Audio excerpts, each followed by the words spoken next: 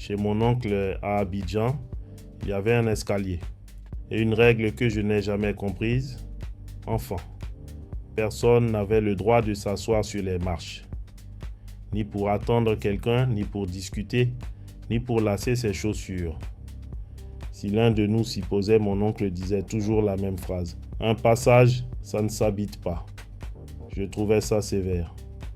Aujourd'hui, je sais qu'il me transmettait le plus ancien principe d'aménagement des maisons de chez nous, le seuil. Dans les traditions Akan comme chez les Bantous, le seuil n'est pas un trait par terre. C'est un lieu. On le franchit, on ne s'y installe pas, on n'y dépose rien. On ne s'y assoit pas à la tombée du jour.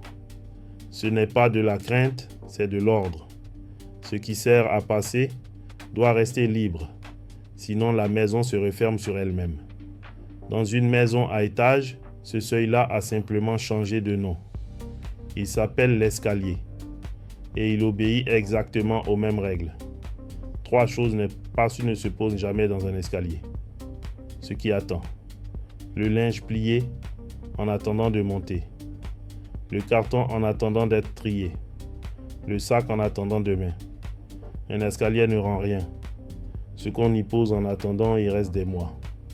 Et toutes les maisons l'enjambent, plusieurs fois par jour sans même le voir. Ce qui rétrécit.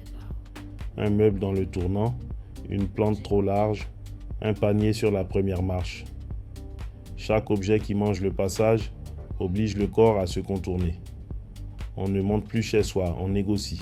Ce qui reste éteint, la cage d'escalier qu'on traverse toujours dans la pénombre. C'est le seul endroit de la maison qu'on parcourt sans regarder.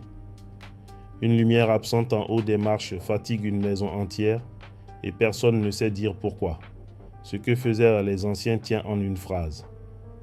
Le passage reste libre. Pas de décoration, pas de dépense. Un escalier vide et une lumière allumée en haut, fais-le ce soir. Redescends ce qui attend sur les marches, même si tu le poses par terre en bas. Allume une lampe en haut, puis monte une fois, lentement. Ce n'est pas l'escalier qui change, c'est la maison entière qui redevient traversable.